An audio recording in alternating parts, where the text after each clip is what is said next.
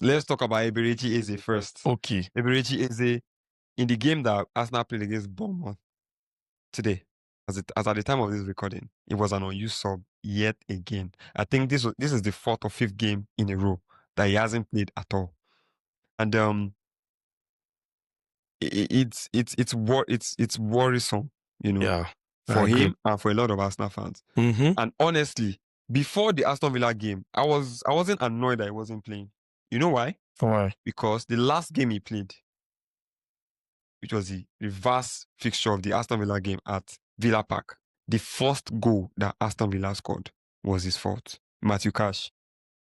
The thing about the way Arsenal plays or the way Arteta plays is you cannot neglect your defensive duty as a forward player. You cannot afford to switch off, right? He played from the left in that game and he didn't track Matthew Cash. Now, mind you, before Matthew Cash scored that goal, a similar play had occurred minutes before that time that he did not track Matthew Cash, and Aston Villa could have scored. And Arteta did warn him, like, you have to track your guy, and he did it yet again. He didn't track him, and then Aston Villa scored. And as we all know, we lost that game, right?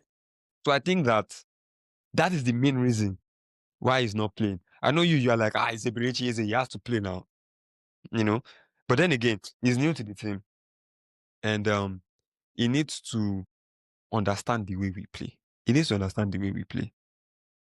What do you have like a different opinion on that? Yeah, I get the argument of Eze having to step up defensively and like just generally understanding the way the team plays. I understand that. But a DMP is crazy. Like, think about it. The game against Aston Villa, for example. Mm-hmm. Arsenal were up 3-0. The game was done. He was still on the bench. Then you guys scored the 4th goal. Okay, well, how about now? He was still on the bench. You guys have won, I don't know how many matches, but a lot of matches. You guys have won a lot of matches in a row now. Keep winning. All we do is win, no matter what. And some of your wins, like, think about was it the Wolves game? Okay, yeah, he played against Wolves. I think it was the Everton game. Like, you guys have we won 8 in 10. Lost 1, drew 1. But I'm supposed to keep Amorim in, right? No, okay. Arteta and Amorim is a different context. Come on. Yeah, but we're talking about the Brighton game, the Everton game. There were games in which you guys needed some level of creativity and scoring, and Eze did not come on.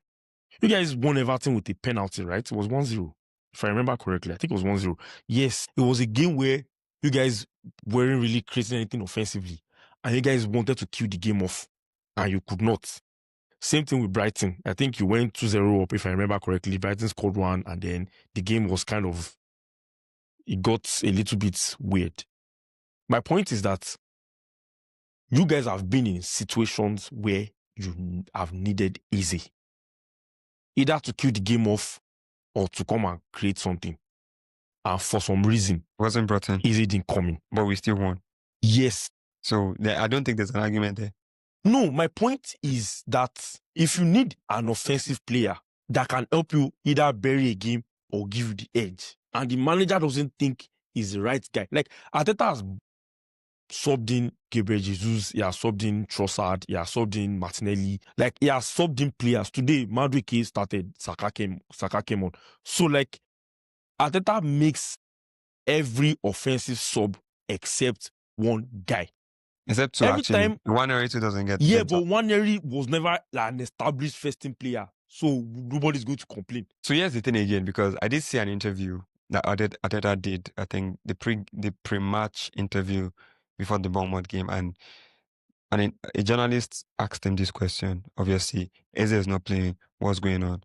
And he said something. He said, I mean, Arteta is a smart guy. He knows his way around, the media. He said that Eze has, at this point of the season, he has played 22 out of 28 games, right? Now, in his previous, in his former club, Crystal Palace, or in his previous clubs, at this point of the season, he has never played this many games, ever. So, the fact that he has played 22 in 28 at Arsenal at this point of the season is the highest he has played in his career. I have to push back to that logic. So, wait, so it was like, So it's all good. Because if you think about it, it's also okay. We're managing his workload. Even though I don't really believe that. I No, think of course, that's cap. I think Clearly. Eze is getting punished for those mistakes. And he has to learn. And sometimes you have to learn the hard way.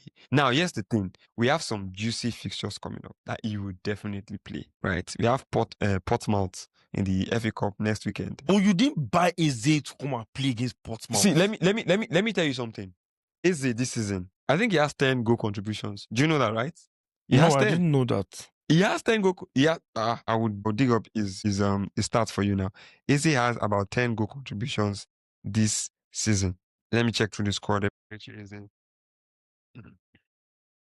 Statistics.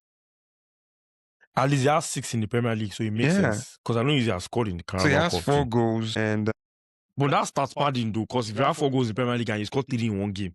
he has more than 2 assists. He has assists in a couple of games. Honestly, I don't think this particular stat is correct, right? Because he scored an hat-trick. He scored an hat-trick against Tottenham. That's 3. He scored Scored one against Crystal Palace. against Crystal Palace. That's 4. I He think those are scored in his the Premier League Carabao goals. Cup. That's 5. Yeah. He also scored. There was another goal he scored. Let me try to remember. So let's hold that 5. He has assisted Gyökeres on 3 occasions. He has assisted Martinelli on 2 occasions. That's 5. That's 10. Right? So that's not a bad return so far, midway through the season, for the amount that we bought him. So honestly, there is no need to panic. But I know that, it might come on against Liverpool. He would definitely start the game against Portsmouth. Now, the games against Chelsea, he can play those games. So this is why, if I was an Arsenal fan, there's only reason why I wouldn't panic. Like you said, you have won 8 out of 10 games. If I was an Arsenal fan, I don't care about team politics. I don't care about who is starting, who is on the bench. All I care about is winning games and winning the league. So if I was an Arsenal fan, I'm not too interested or I'm not too invested in that topic. But other than that, it's a cause for concern. Eze was brought in to be the guy that would basically be the main, maybe not the main, because Saka has kind of taken up that position for a while, but like be like one of the guys. I don't agree. Like one of the guys that you look to. Yes. Do you know why I don't agree? Because if I remember very, very well, when we bought Eze, we only bought Eze when it was clear that Kai Havertz was going to undergo a major surgery that would take him out for half the season. Eze was going to Tottenham. Yes, the reason why we bought Eze was because he can play across. He can play from the left. He can play left 8. He can play left mid. That was why we bought him. We needed an attacker that could cover a range of positions instead of going for Kai Havertz. That was a smart choice. So, and then what also helped Eze was early on in the season, Odegaard got injured about 3 times. So he had that run where he just kept playing and just kept playing. And if you notice, even then, he wasn't really playing well. Like you could tell that he was still trying to get used to the system. There were certain games where you would just be absent, right? Certain games you would just come in, pop in, do an assist here, and then that's it. See, believe me, Eze will come good for us now. The same way Gyökeres will.